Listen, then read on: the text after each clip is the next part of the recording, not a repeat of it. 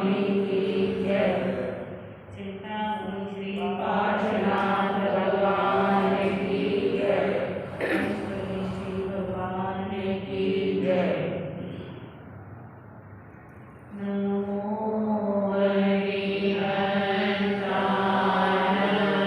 नमो सिद्धाय नमो आर्याय नमो भगवत्पादाय नमो लोरे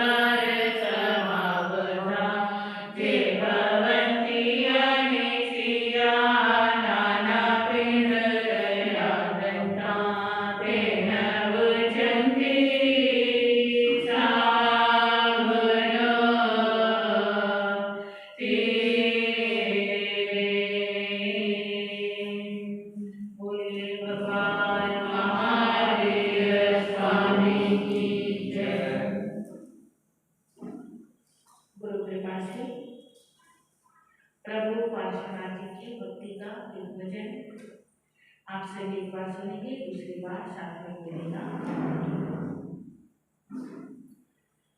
जिनका जन जन नाम पुकारे और लगाए नारा, वो पारस प्रभु है हमारा, वो पारस प्रभु है हमारा।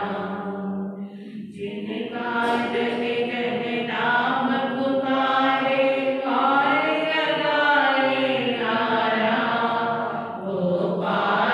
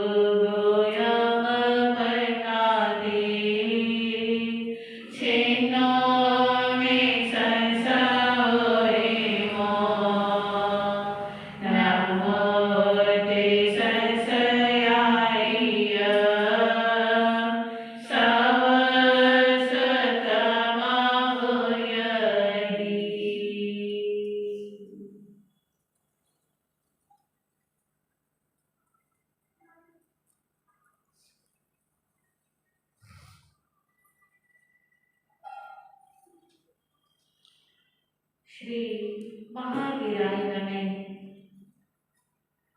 जय आत्मा, जय आनंद, जय देवेंद्र, जय शिव। आगम ज्ञाता उपाध्याय भगवत परम पूज्य गुरुदेव श्री जितेंद्र गुरुवे नमः। जय शशिकांता, जय सरिता, जय अजय, जय मंजुला। गुरु कृपा से गुरु चरणों में रहकर मेरी ये अल्पबुद्धि जो मैं कुछ स्वीकार कर पाई, कुछ आपके समक्ष रखने का प्रयास करूं। देवादिदेव 23वें तीर्थंकर चिंतामणि श्री पार्श्वनाथ भगवान के जन्म कल्याणक एवं दीक्षा कल्याणक के पावन अवसर पर आप सभी श्रवण कर रहे हैं प्रभु पार्श्वनाथ जी के पिछले भवों की चर्चा। पिछले 9 भवों में से 2 भव आपने श्रवण किए। आपने जाना कि कितना अनमोल शिक्षा फल और प्रेरक भगवान का चरित्र है। 2 भवों के बाद आज तीसरे भव की चर्चा प्रारंभ करेंगे। जन्म तीसरे का यहाँ करना है विस्तार, देव सुर सद्धर्म का चंदन है आधार। चंदन वर्णन स्वर्ग का सुनना देकर ज्ञान, श्रोताओं से शोभता वक्ता का व्याख्यान। परम पूज्य कवि रतन श्री चंदन मुनि जी महाराज साहब तीसरे भव का प्रारंभ करते हुए कहते हैं कि हम सद्धर्म, सद्गुरु और सुदेवों का ध्यान करते हुए उनका आधार लेकर तीसरे भव की चर्चा प्रारंभ करते हैं। अंत समय में अनशन द्वारा त्यागी गज ने काया है, मर कर के सहसार 8वां स्वर्ग सुखद शुभ पाया है। उमर महासत्रा सागर की सुख का कोई पार नहीं, सेवा में सुख रहते हाजिर दुख का कुछ संचार नहीं। जय जय नंदा, जय जय भद्दा, खड़े दास सुर बोल रहे, नाथ हुए उत्पन्न हमारे, करवे यूं कल्लोल रहे। आपने सुना था कि किस प्रकार हाथी के भव में श्रावक के व्रतों का पालन किया, त्याग तपस्या की और अंतिम समय में कितना भयानक उपसर्ग आया, फिर भी अपने मन को शांत रखा। और शांत ही नहीं रखा, अपने मन को भगवान की तरफ लगाया। बंधुओं,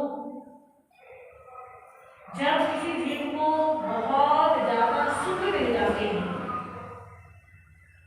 यानी जब ऐसे लगता है कि सारे काम पूरे होते जा रहे हैं, जो सोचते हैं वो हो रहा है, सब तरफ से कमाई हो रही है, आदर मान मिल रहा है, यश मिल रहा है, यानी सुख ही सुख जब प्राप्त होते हैं तब धर्म करना बहुत मुश्किल होता है। परंतु जब बहुत ज्यादा दुख मिलता है तब भी धर्म करना बहुत मुश्किल होता है। देखो, कभी कभी ऐसा होता है कि रोज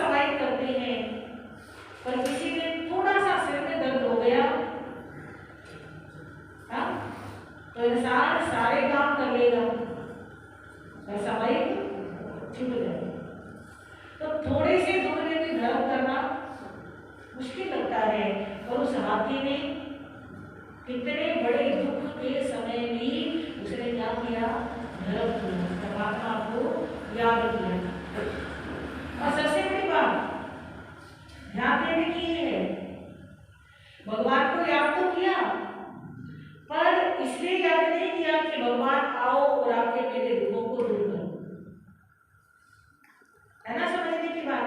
अगर हम भगवान को याद नहीं करते तो इसलिए करते हैं, हाँ मेरे कष्ट हरण करो, मेरे दुख दूर करो, और मन्नत मांगते हैं मेरा ये दुख दूर हो जाए, हम तुम्हारे मंदिर में आएंगे, हम ये चढ़ाएंगे, इतने आयु करेंगे, इतना दान करेंगे, कुछ अपने अपनी आस्था के अनुसार सब करते हैं। और वो हाथी क्या कहता है कि बस मेरा जीवन तुम्हारे चरणों में, अब सौंप दिया इस जीवन का सब भार तुम्हारे हाथों में, अब सौंप दिया इस जीवन का सब भार तुम्हारे हाथों में, है गीत तुम्हारे हाथों में, हर हार तुम्हारे हाथों में, है जीत तुम्हारे हाथों में, हर हार तुम्हारे हाथों में। यानी अब मैं जीऊं या मरूं, बस मैं आपकी शरण में। और ऐसे समभाव दोनों उस हाथी ने मृत्यु का वरण किया, और उसके उस धर्म का उसको फल क्या मिला, कहते हैं 8वें स्वर्ग में जाकर के उत्पन्न हुआ। कौन से स्वर्ग में? 8वें स्वर्ग।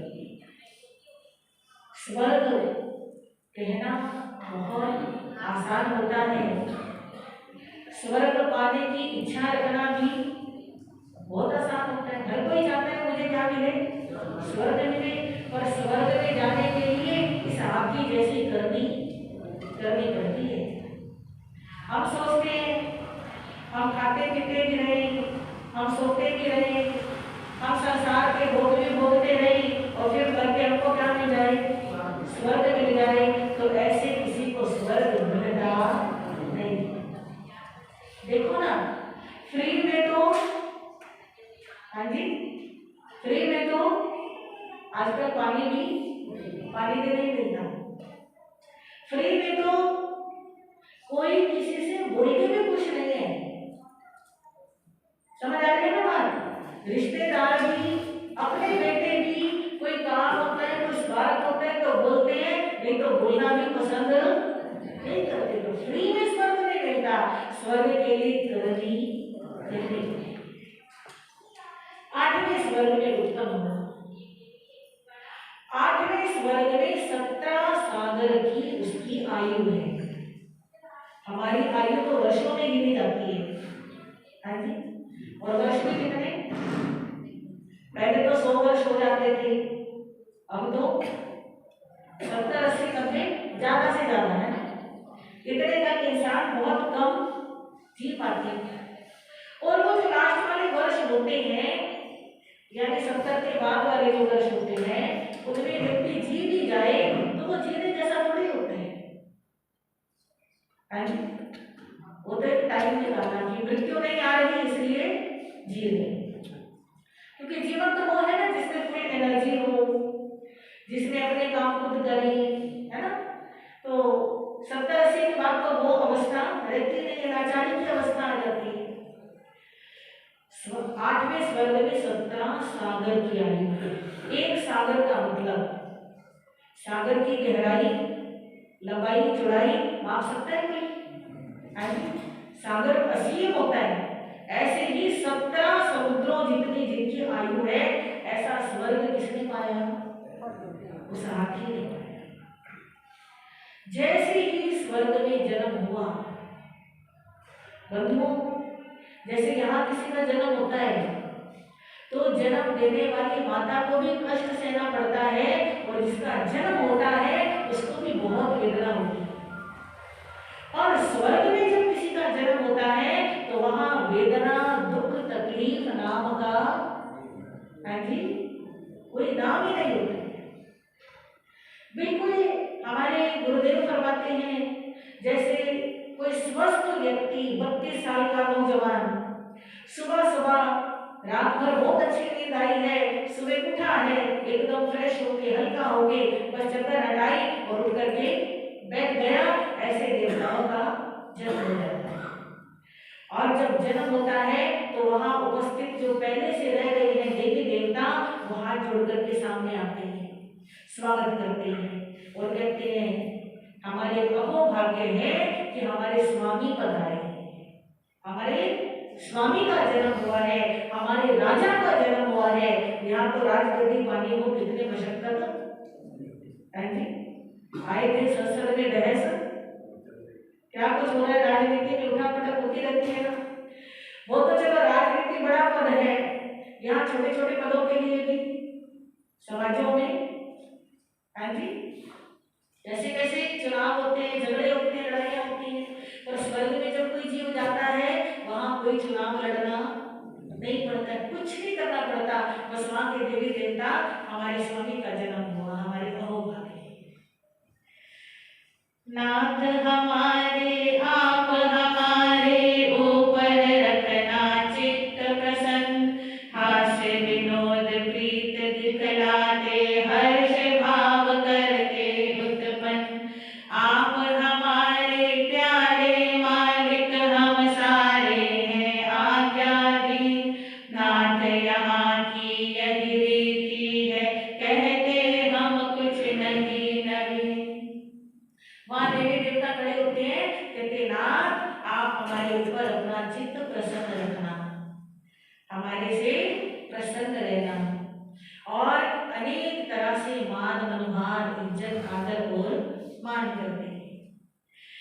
स्वर्ग में उत्पन्न होने के बाद वो हाथी का जीव जो अब देव बन गया है, कहते हैं जैसे आप फिल्में देखते हो, सिनेमा हॉल में चले गए, फिल्म शुरू हो गई, 3 घंटे, हाँ पता ही नहीं चलता, आपको सामायिक में बिठा दो 48 मिनट निकालने मुश्किल हो जाते हैं, पर सिनेमा हॉल में 3 घंटे का पता नहीं चलता। ये तो कुछ भी नहीं है।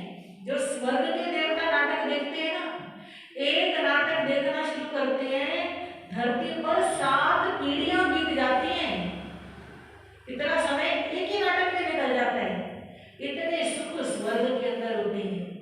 यहाँ तो हर 2 घंटे बाद 3 घंटे बाद भूख लग जाती है, वहां तो भूख भी बहुत ज्यादा टाइम के बाद लगती है। यहाँ तो कितनी ताकत वाली चीज खा लो तो भी इंसान मरा मरा रहता है, आज टांगे दुख गई, आज कमर दुख गई, आज सिर दुख गया, और वहां तो सोचने मात्र से पेट भर जाता है, कोई शरीर में वेदना नहीं, कोई दुख नहीं, कोई तकलीफ नहीं। मिलते हैं क्या मुफ्त में स्वर्ग लोक के सुख, बीज बिना फलता नहीं, कहीं कभी भी रुक। यानी स्वर्ग के सुख फ्री में नहीं मिलते हैं, उसके लिए त्याग तपस्या करनी पड़ती है। ये जो हाथी का जीव है, देव बना है, ऐसा नहीं है कि केवल सुख ही सुख भोगता है, सुख भोगने के साथ साथ भगवान की भक्ति भी करता है। याद रखना, यहाँ पे रह करके जिस धर्म का आचरण किया, जिन गुरुओं की वाणी सुनी, जो त्याग तपस्या की, उस त्याग तपस्या के परिणाम स्वरूप जब जीव स्वर्ग में जाता है तो उसको ये भान होता है कि मैंने इस धर्म का आचरण किया था और इस धर्म के कारण मेरे को क्या मिला, स्वर्ग मिला। अब उस हाथी के जीव, उस देवता को भी भान है कि मैंने अरविंद मुनि की वाणी सुनी थी, उनकी वाणी के अनुसार आचरण किया था, समभाव धारण किया था, जिसकी वजह से मेरे को क्या मिला, स्वर्ग मिला। वो स्वर्ग में जाकर के भी उसी धर्म का आचरण करते हैं, अर्थात जिन शासन, जिन धर्म, तीर्थंकर भगवान का जहाँ जहाँ कल्याणक होता है वहाँ पे जाते हैं, आप सुनते हो ना, भगवान का जन्म कल्याणक होता है तो देवता मेरु पर्वत पे लेके जाते हैं, वहाँ पे भगवान का अभिषेक करते हैं। भगवान का जब दीक्षा कल्याणक होता है तो भी देवी देवता खुशी मनाते हैं, केवल ज्ञान होता है, 5 कल्याणक होते हैं भगवान के हैं। तो भगवान के जहाँ समोसर लगते हैं वहां पर भी देवी देवता भगवान के उपदेश सुनने के लिए, उनकी देशना सुनने के लिए जाते हैं। तो ये देवता भी ऐसे सारे कामों में लगा है, अंदर से आनंद आता है। ऐसा नहीं है कि किसी ने कहा है तो जबरदस्ती जाना पड़ेगा, अपनी खुशी से, क्योंकि मनुभूति के भाव में भी उसने गुरुओं की वाणी सुनी थी, उस वाणी में रस लिया था, आनंद लिया था, आचरण किया था, आखिर के भाव में भी वही किया था। अब इस भाव में उसका क्या है, सहज स्वाभाविक इंटरेस्ट है कि मैं तीर्थंकरों की वाणी सुनूं, मैं साधु साधुओं की सेवा करूं, अंदर से रुचि होती है। अंत काल में अपने मन में प्रभु का नाम बसाया था, तन का वन का हथिनी का भी मन से मोह मिटाया था। अंत मता सोगता जगत में बहुत प्रसिद्ध कहावत है, इसके ही अनुसार जन्म हर प्राणी देखो पावत है। हाथी ने भी इसी मुताबिक उत्तम गति पाई है, अपनी ही करनी बस उसको देवलोक तक लाई है। अंतिम समय में उसने अपने शरीर का, अपने धन का, अपनी हथिनी का भी सबका मोह क्या कर दिया था, त्याग दिया था, और अंतिम समय में भगवान का शरण लिया था। और कहते हैं अंत गति सो मति, अंतिम समय जैसी इंसान की मति होती है। इधर ध्यान दो बहनों, आप बहनों बाद में आते हो, पीछे बैठा हो, सबको डिस्टर्ब करते हो आप, या तो समय पे आओ या पीछे बैठो, ऐसे बहुत दोष लगता है, सबका ध्यान आने वाले की तरफ जाता है ना। तो अंतिम समय जैसी जिसकी मति होती है वैसी उसकी गति होती है। तो इसी कहावत के अनुसार हाथी को देव की गति मिली। अगर सांप पर गुस्सा लाता, मन में वैर बसाता है, क्या हरगिज हाथी के भव से स्वर्ग लोक में आता है। मगर संभाला उसने खुद को मन में धर्म बसा करके, पशु से देव बना है देखो स्वर्ग 8वें आकर के। अगर अंतिम समय में वो सांप के ऊपर क्रोध करता, उसके प्रति वैर भाव रखता, तो क्या उसको स्वर्ग मिलता? ऐसे ही हमें भी सोचना है कि कोई हमारा नुकसान करता है, कितना नुकसान कर देगा। अगर किसी के नुकसान करने से हमारे प्राण भी चले जाते हैं, इससे ज्यादा तो कुछ नहीं मिलेगा, इससे ज्यादा तो कुछ नहीं होने वाला। प्राण चले जाए तो इतना नुकसान नहीं है, पर उपसर्ग देने वाले पर क्रोध आ जाए तो ज्यादा नुकसान। थोड़ा सोचिए कि जब सर्प ने डंक लगाया तो उसको कितने दिन तक वेदना सहनी पड़ी होगी।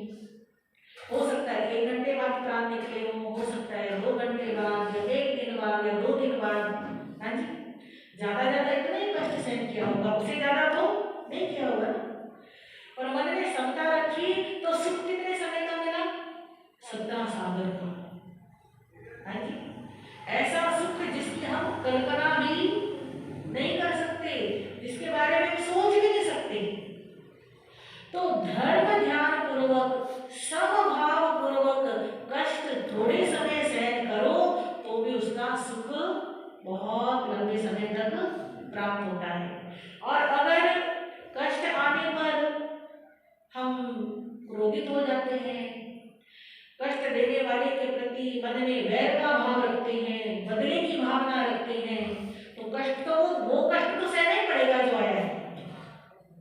उसके साथ साथ और ऐसे जाते हैं कि उन कष्टों से सुख नहीं मिलता, बाद में दुख ही मिलता है। समझ आ रही है आपको? क्योंकि जब किसी का बुरा सोचेंगे, किसी से बदला लेने की सोचेंगे, तो हमारा मन शांत नहीं रहेगा।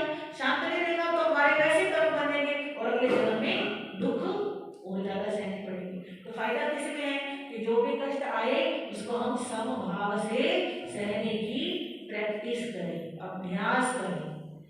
जीवन में जब छोटी छोटी बातें होती हैं उनको इग्नोर करना सीखें। जब छोटी छोटी बातों को इग्नोर करेंगे तो हम ऐसे बड़े बड़े कष्ट भी आराम से सहने में समर्थ हो जाएंगे। उसकी वह हथेली भी तप से जब दुर्बल हो जाती है, स्वर्ग दूसरे में वह अद्भुत देवी का तन पाती है। किए हुए व्रत नियम तपस्या निष्फल कैसे जाने थे, आते कर्म शुभाशुभ आगे उसके भी तो आने थे।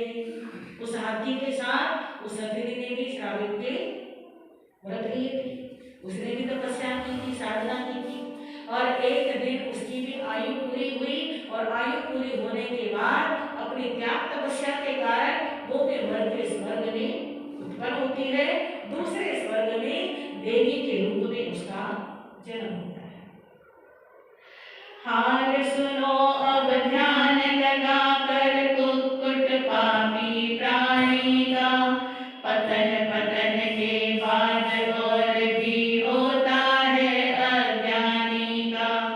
कुक्कुट सांप बड़ा जहरीला जग के जीव सता करके, नरक पांचवी धूम प्रभा में पैदा होता जा करके। वो कुक्कुट सर्प जिसने हमेशा जीवों को सताने का काम किया, हाँ जी, उसने अपने सामने आने वाले किसी पशु को नहीं छोड़ा, किसी पक्षी को नहीं छोड़ा, किसी वनस्पति को नहीं छोड़ा, बस उसका एक ही काम था, जहां जाना डंक लगाना, जहां जाना डंक लगाना। और उसने कितने पाप कर्म बांध लिए कि मर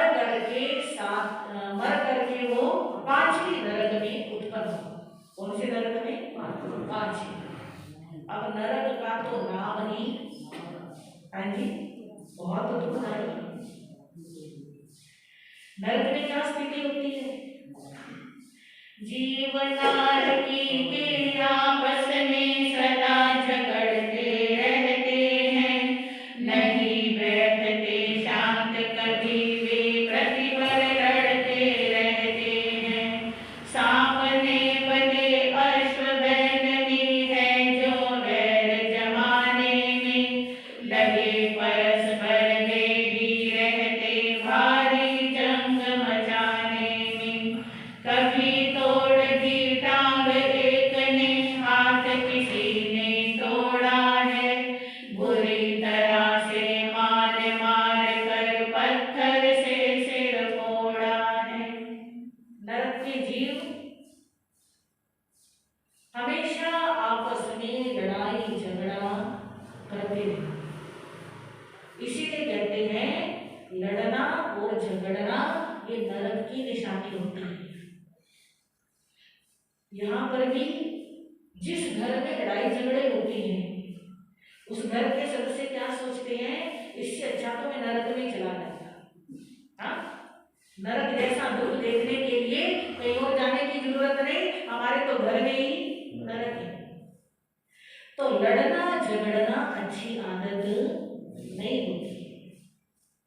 लड़ना झगड़ना नरक की पहचान होती है। नारकी जी कैसे लड़ते हैं? बस किसी की टांग तोड़ दी, किसी की बांह तोड़ दी, किसी का सिर फोड़ दिया, किसी को भाला मार दिया, किसी को चक्कू मार दिया। और नरकों में परमाधर्मी देव होते हैं, वो भी नारकी जीवों को तरह तरह से सताते हैं। कभी उनको कोलों में पिलवाते हैं, कभी उनको लोहे के रथ में जुटवाते हैं, कभी भट्टी में जला देते हैं। नारकी जीवों का शरीर ऐसा होता है कि उनके शरीर के टुकड़े टुकड़े भी कर दिए जाएं तो भी वो दोबारा से फिर जुड़ जाते हैं। जैसे पारा होता है, थर्मामीटर में पारा होता है, कभी थर्मामीटर टूट जाता है तो पारा बिखर जाता है, फिर जब उसको किसी कागज से कपड़े से इकट्ठा कर दो वो फिर मिल जाता है, ऐसे पता ही नहीं चलता कि वो अलग अलग था है। ऐसे ही आरती जीवों का शरीर होता है, उनके कितने टुकड़े कर दो वो फिर जुड़ जाते हैं, वो मरते नहीं है। यहाँ इंसान थोड़ा सा दुखी होता है, परेशान होता है, सोचता है मैं आत्महत्या कर लूं, मैं मर जाऊं, इस चीज से तो मरना अच्छा। पर नरक में इतने दुख मिलते हैं तो भी जीव जब तक उसकी आयु पूरी नहीं होती तब तक मरता नहीं है, उसको वहां जीना ही पड़ता है, वहां पे रहना ही पड़ता है। ऐसे 17 सागर की उम्र तक उसको 5वें नरक में ही रहना है। वहां उसकी 8वें स्वर्ग में 17 सागर की आयु है और यहाँ इसकी 5वें नरक में 17 सागर की आयु है। देखो बराबर आयु है दोनों की, पर उसने सुख देखने हैं और इसने अंतर आ गया। दूसरे को दुख देने वाले को दुखी मिलता है और स्वयं दुख सह करके भी दूसरे को सुख पहुंचाने वाले को हमेशा क्या मिलता है? सुख मिलता है। अगर कमाता पाप नहीं तो पाता क्यों दुख भारी, फिर सहकर दुख क्यों करनी पड़ती, ऐसे आहो जारी फिर। लेकिन बात पते की हमको शास्त्रकार बतलाते हैं, कर्म बंध का कारण तब हम जान बखूबी पाते हैं। अगर कुरकुट का जीव पिछले कमट के भव में और इस कुरकुट सर्प के भव में पाप नहीं कमाता तो कोई इसको नरक ले जा सकता? कोई किसी को नरक नहीं ले जाता है और कोई किसी को स्वर्ग भी नहीं पहुंचा सकता। अपने किए हुए कर्म ही जीव को नरक में लेकर जाते हैं और अपने किए हुए कर्म ही जीव को स्वर्ग में लेकर जाते हैं। तो ऐसे वो स्वर्ग में सुख देख रहे हैं और वो नरक में दुख देख रहे हैं। एक गया सुरलोक में, एक गया है नरक, चंदन अपने कर्म का बहुत बड़ा है फर्क। दोनों वर्णन साथ में चलता एक चरित्र, कमठ और प्रभु पार्श्व का चित्रण बड़ा विचित्र। एक तरीके से हमारे सामने दो कथाएं चल रही हैं, एक कमठ की कथा और एक भगवान श्री पार्श्वनाथ की, और इन दोनों की ही चरित्र हमें शिक्षा दे रही है। और समझदार व्यक्ति इस कथा को सुन करके अपना लक्ष्य तय कर सकता है कि मुझे क्या करना है, मुझे भगवान पार्श्वनाथ के समान बनना है या मुझे उस कमठ के समान बनना है। हाँ जी, समझ आ रही है? अपना अपना चुनाव है, जो पसंद है वो चुन लो।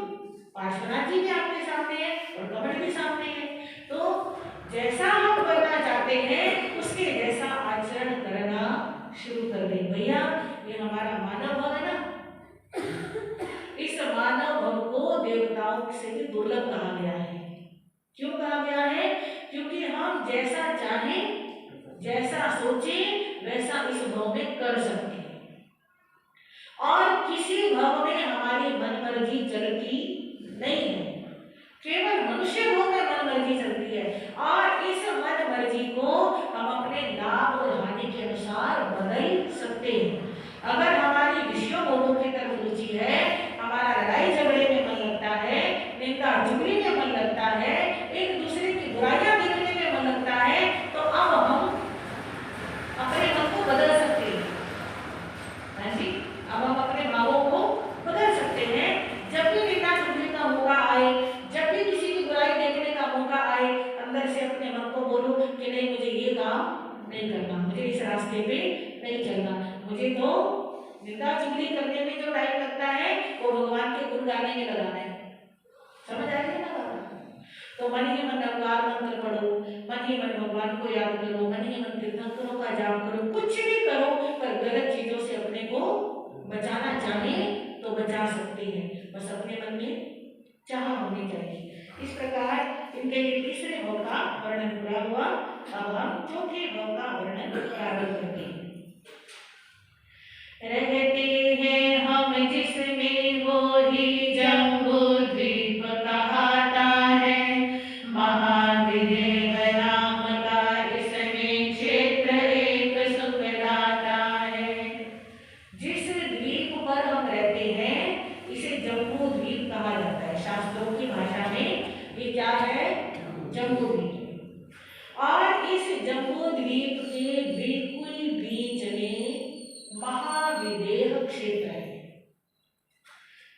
यूं समझ लो कि जम्बू द्वीप जो है ना, आपके घर में थाली होती है, भोजन करते हैं इसमें थाली होती है किनारे वाली बड़ी, ऐसे वो गोल शेप थाली की शेप में तो जम्बू द्वीप है।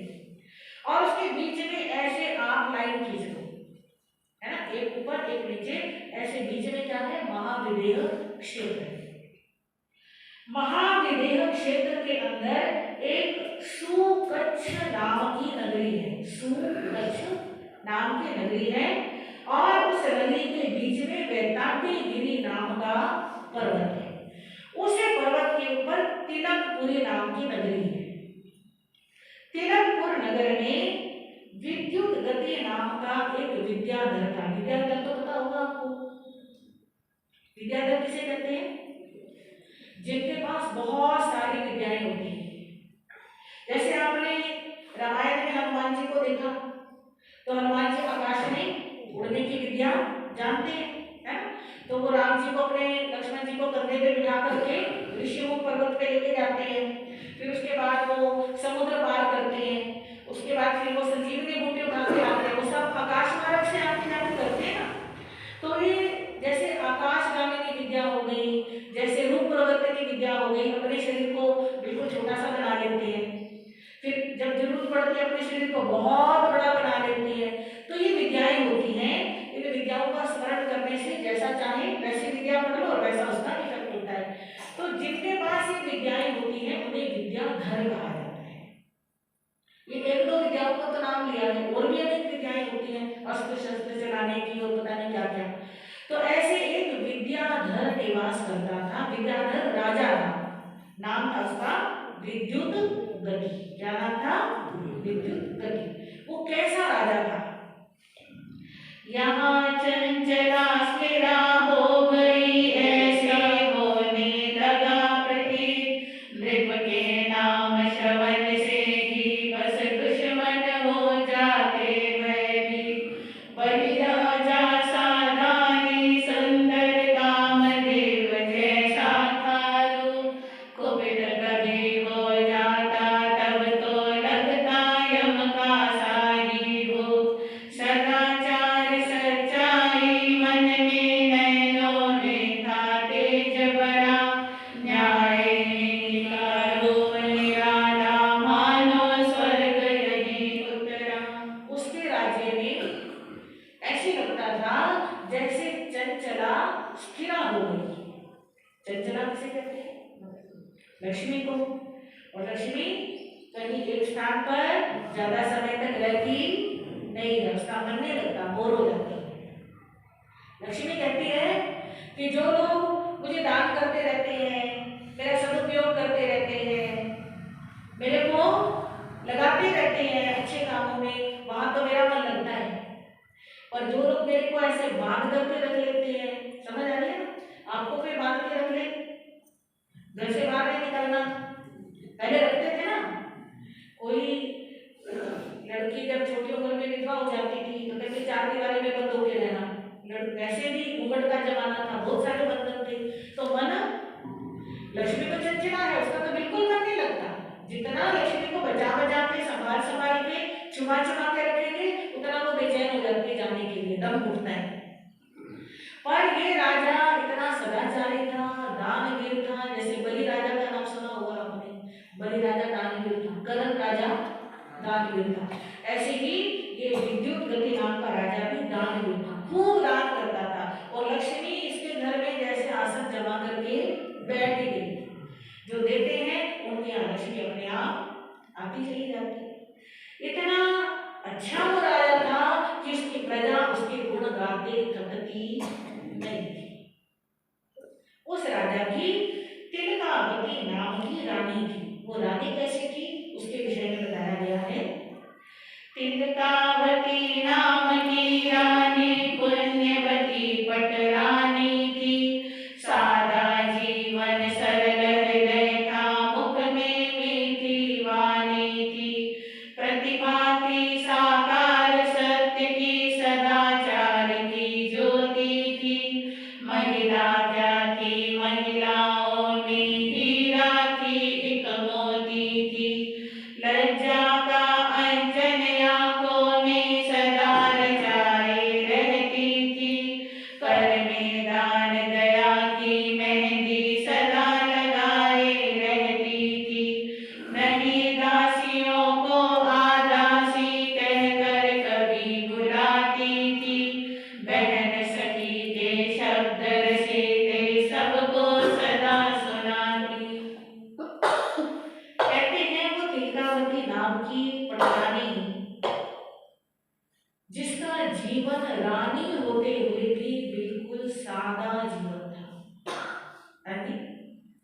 ये भी एक खासियत होती है, खूबी होती है, क्वालिटी होती है कि है सब कुछ पर रहन सहन कैसा, सादा।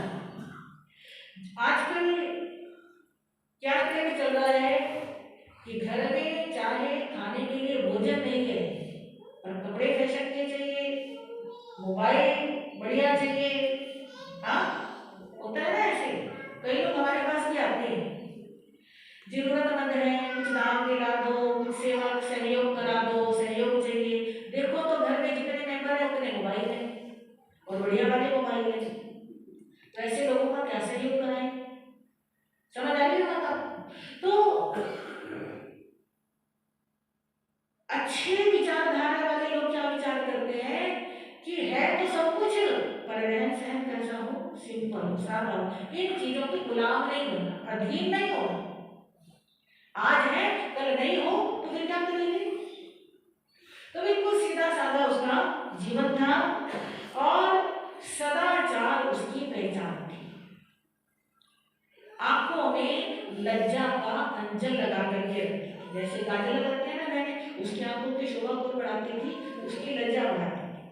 हाथ में मेहंदी लगाती है बहनें, उसके हाथ में कौन सी मेहंदी रहती थी? दया और दान की मेहंदी रहती थी। कोई दासी कहते मुझे ये चाहिए, कोई प्रजा की स्त्री कहते मुझे ये चाहिए, कुछ भी चाहिए आप क्या कर लो, ले लो, आपकी जरूरत पूरी हो जाए, वैसे वो सहयोग करती थी।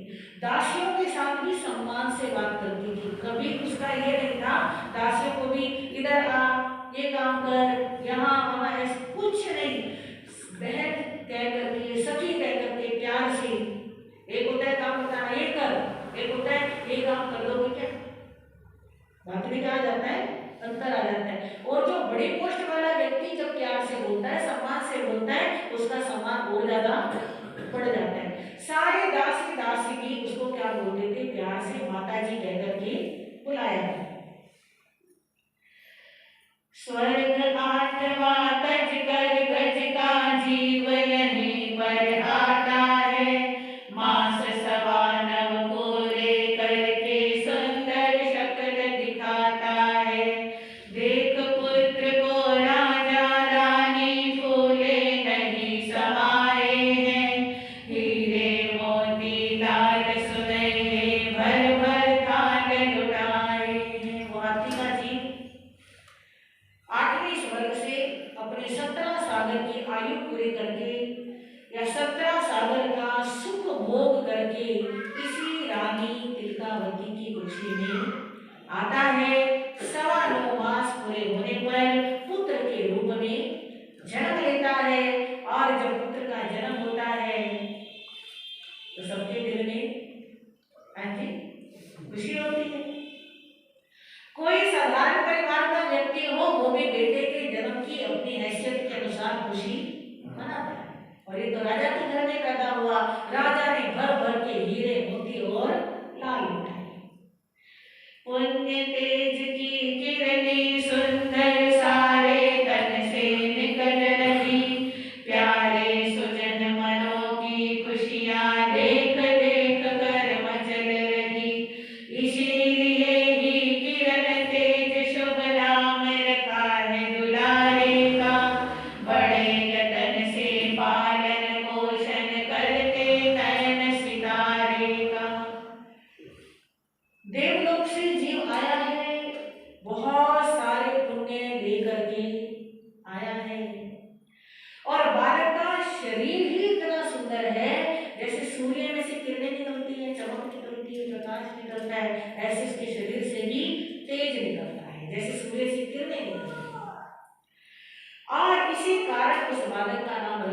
किरण तेज।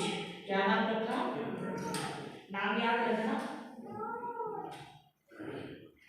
बड़े लाड प्यार से चाव से उस बालक का पालन पोषण होता है, उसकी शिक्षा दीक्षा की व्यवस्था की जाती है। बड़ा हुआ जब पढ़ लिख करके शीघ्र योग्य हो जाता है, यौवन का उद्घाटन तन की मन की कली खिलाता है।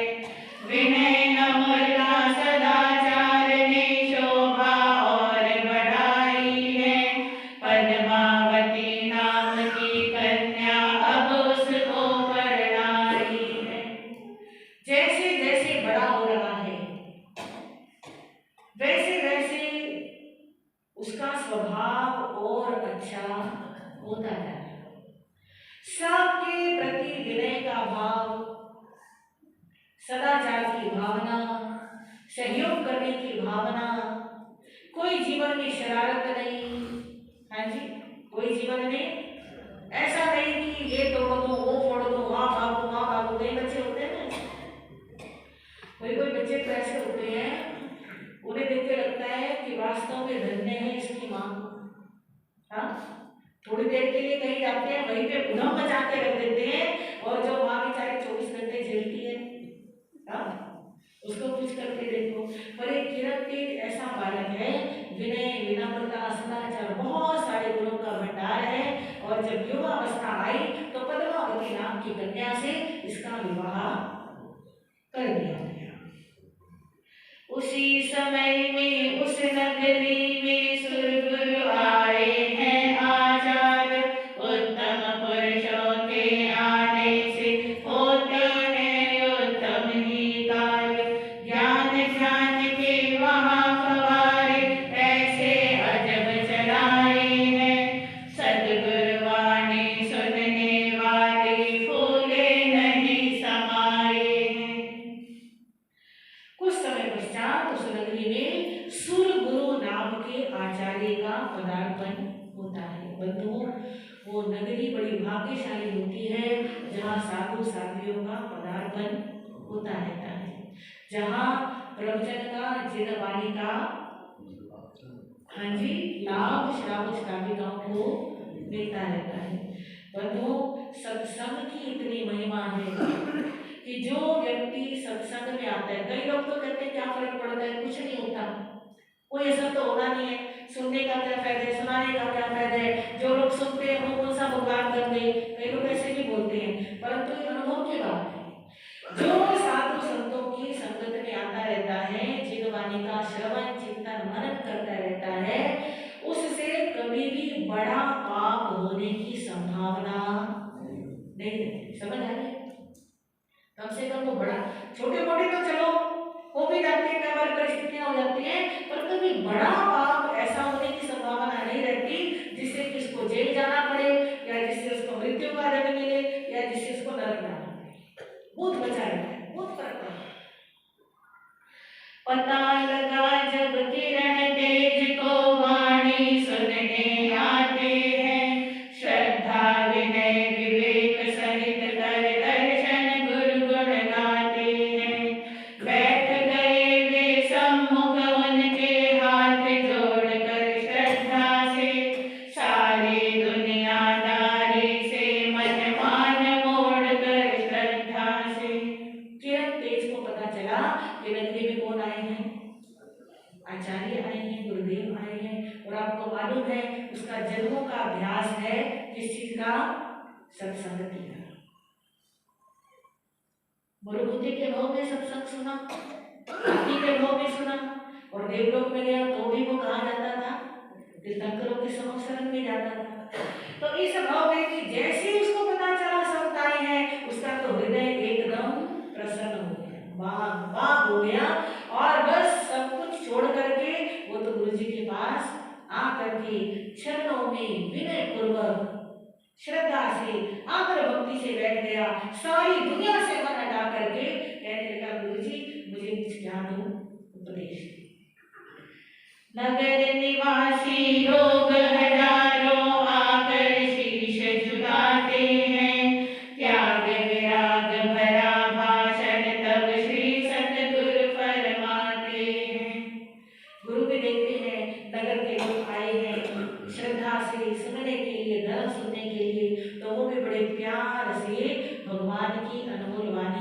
सुनाते हैं और सबको समझाते हैं अपने जीवन से कुछ बुराइयों का त्याग करो और कुछ अच्छाइयों को ग्रहण करो। कुछ बुराइयों में 7 बुराइयां सबसे प्रमुख होती हैं, जिन्हें 7 कुव्यसन कहा जाता है। मांस भक्षण, मदिरापान, जुआ खेलना, चोरी करना, परस्त्री गमन, वेश्यागमन और शिकार करना। आमतौर से राजघरानों में, राज परिवारों में तो ये बीमारियां आई जाती हैं, या जिनके पास पैसा राजाओं की तरह बढ़ जाता है उनके घरों में भी ये बीमारियां आ जाती हैं। और किसी को कुशक्ति मिल जाती है तो वो साधारण घरों के लोगों को भी खींच लेते हैं, घसीट लेते हैं, या जिनका रहन सहन ऐसा होता है कि यहाँ कुछ और है ही नहीं खाने पीने के लिए, तो वो भी शिकार करके अपना जीवन यापन करते हैं। परंतु भगवान फरमाते हैं इन 7 बुराइयों से अपना जीवन बचाना चाहिए। इस प्रकार जब गुरुदेव उपदेश देते हैं तो उसे सुन करके सारी जनता बहुत प्रसन्न होती है। जिसकी जैसी ताकत वैसा नियम लिया गुरु चरणन ने, जाते समय सभी ने उठकर नमन किया गुरु चरणन में। किरण तेज ने भी सुनवानी, दुनिया पानी जानी सब। पंच महाव्रत लेकर गुरु से संत बने दासानी तब। सबने अपनी अपनी क्षमता के अनुसार कोई ना कोई नियम, कोई ना कोई त्याग, कोई ना कोई बचकान ग्रहण किया। समझ लो जैसे पंडित जी बिठाते हैं, कथा करवाते हैं तो बाद में कुछ दक्षिणा, भोजन कराते हैं, क्या देते हैं? दक्षिणा देते हैं। ऐसे जैन संतों के यहाँ जब प्रवचन सुनाते हैं तो हमारी दक्षिणा क्या होती है? कोई ना कोई बुराई छोड़ो। आपको खुद को पता होता है कि मेरे जीवन में क्या कमी है ना, मेरे को कौन सी चीज परेशान कर रही है, मुझे कौन सी बुराई छोड़नी चाहिए। वो बुराई सत्संग के बाद अपना छोड़ने का संकल्प करें।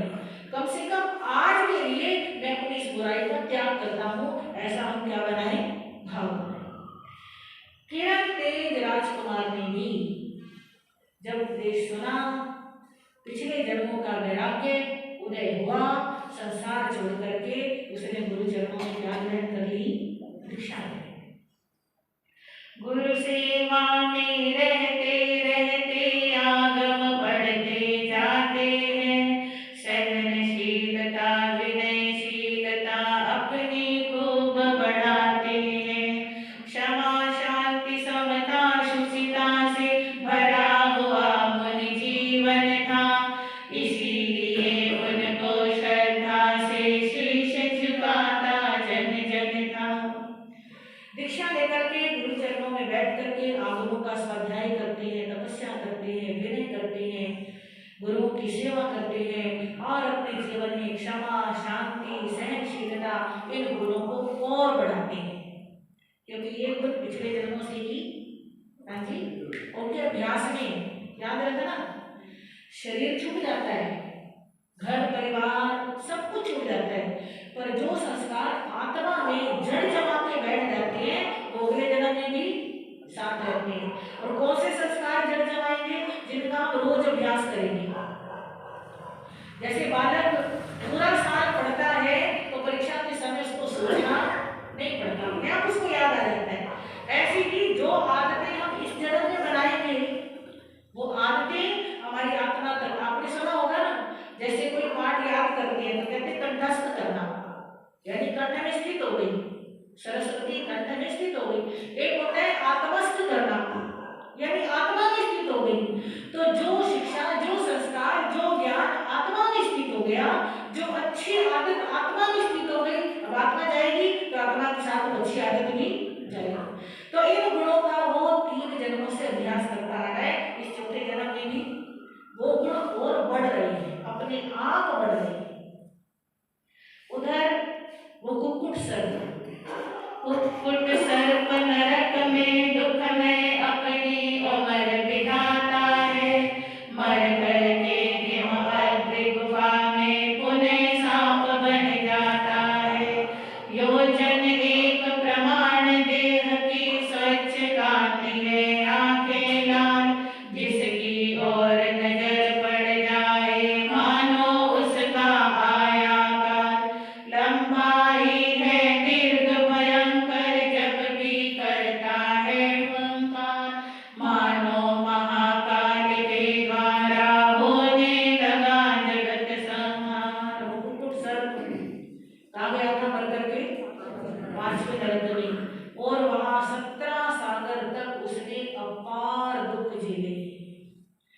हम कल्पना भी नहीं कर सकते कितने दुख वो झेल करके आया है।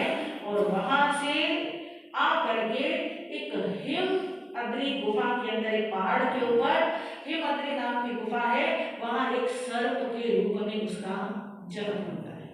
और वो सर्प कितना लंबा चौड़ा, कहते हैं 1 योजन लंबा उसका शरीर था। 1 योजन कहते हैं 4 कोस को, और 1 कोस 1 किलोमीटर से भी बड़ा होता है ना। ऐसे 4 कोस जितना लंबा उसका शरीर था, कितना भारी भरकम था, और कितना जहर उसके अंदर भरा हुआ था। जहां नजर पड़ जाती, समझ लो जिसकी तरफ वो देख लेता उसी का काल आ जाता। और नरक से निकल के आया है। अब नरक में तो 17 साल तक भूखा ही रहा। नरक में जो 10 प्रकार की वेदनाएं, 10 प्रकार के दुख हर समय जीव भोगता है, उनमें से एक है भूख का दुख। हर समय इतनी भूख लगी रहती है नार की जीव को कि बस पता नहीं क्या खा जाऊं, क्या खा जाऊं, पर मिलता कुछ नहीं। और अगर मिल जाए तो पेट भरने का तो सवाल ही पैदा नहीं होता। नरक से निकला, यहाँ सर्प के रूप में पैदा हुआ, यहाँ पर भी बहुत भूख लगती है। बहुत बड़ा शरीर है, जिस हिसाब से शरीर है उस हिसाब से भूख है। और वो भूखा मरता, जो भी सामने आए ढूंढ ढूंढ के जानवरों को मारता है। और इतना उसने उत्पात मचा रखा है कि किसी को उसने जीवित छोड़ा नहीं। उसको नहीं किसी का डर का, उसका ही सबको डर का। जीवों का संहार भारी, बड़ा भयंकर विषधर था। यानी बहुत भयानक वो विषधारी था। किरण तेज में मुनिवर एक दिन इसी गुफा में आते हैं। शुद्ध शांत एकांत साधने निश्चल ध्यान लगाते हैं। पता लगा जब दुष्ट सांप को दौड़ा भागा आया है। चिपट गया वह मुनि तन से, भारी डंक लगाया है। जगह जगह से काटा उनको, पिया उनका निठारक। दया नाम है किस चिड़िया का, पत्थर का सहता सब। किरण तेज मुनिवर स्वाध्याय करते करते अपनी तपस्या में इतने परिपक्व हो गए थे कि अब गुरुजी ने उनको आज्ञा दे दी थी कि आप एकांकी विचरण कर सकते हैं। हाँ जी, एकांकी मतलब अकेले विचरण कर सकते हैं। अकेले विचरण करने की आज्ञा उसको दी जाती है जिस पर गुरु को यह भरोसा होता है कि इसके सामने कोई भी प्रलोभन आ जाए ये धर्म से मिलेगा नहीं। कैसा भी भय आ जाए, कैसा भी कष्ट आ जाए, ये धर्म पे पक्का रहेगा, तब उसको गुरुजी आज्ञा देते हैं कि आप अकेले विचरण कर सकते हैं। तो ऐसे उसको आज्ञा मिल चुकी थी, और विचरण करते करते उसी पहाड़ पर, उसी गुफा में आकर के एक दिन उन्होंने ध्यान लगा दिया। कल बताया था ना आपको, संबंध होता है। इस जन्म में जो भी कोई मिला है, जिस भी रूप में मिला है, कहीं ना कहीं पिछले जन्मों से उसका संबंध बना हुआ ही होता है। मुनि जी ने ध्यान लगाया और उस सर्प को गंध आ गई और वो दौड़ा भागा वहां पर आया। और जैसे ही मुनि जी को देखा, पिछले जन्मों का वैर, पिछले जन्मों का क्रोध उसका जागृत हो गया। इस कहानी से हमें बहुत बड़ी शिक्षा मिलती है, कभी किसी से वैर लेकर के नहीं मरना। हाँ जी, कभी किसी से वैर लेके नहीं मरना। कभी कहते हैं रोज सबसे क्षमा याचना करो, रोज सबको क्षमा करो। किसी के प्रति मन में वैर रह गया और प्राण निकल गए तो कई कई जन्मों तक आत्मा की दुर्गति होती है। इस कपट के वैर ने ऐसी दुर्गति कराई उस सर्प को, वो सर्प के रूप में भी उन्हें मारने के लिए मुनि के सारे शरीर पर लिपट गया, कस करके जकड़ लिया और उनको डंक लगाने शुरू। अपनी तीखी दाढ़ों से स्थान स्थान पर मारे डंक, जैसे पहले खड़े हुए थे, खड़े अभी भी बने निशंक। सोच रहे हैं अपने मन में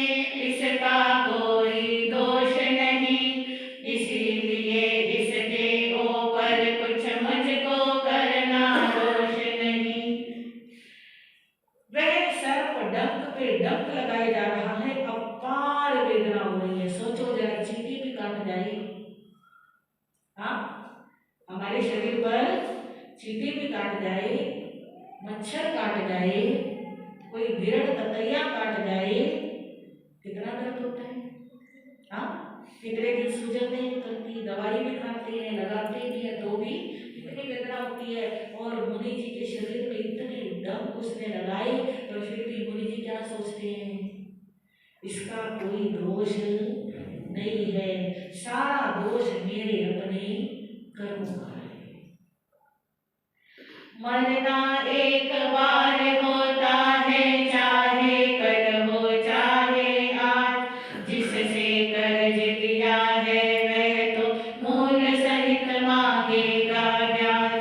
मेरा पूरा उपकारी है, सांप नहीं मेरा दुश्मन, अप्पा कोड सांबली मेरी, मेरी अप्पा नंदनवन। शांत भावना द्वारा अपने मन को शुद्ध बनाया है, विद्युत अनशन ग्रहण किया है, ध्यान शूलगम ध्याया है।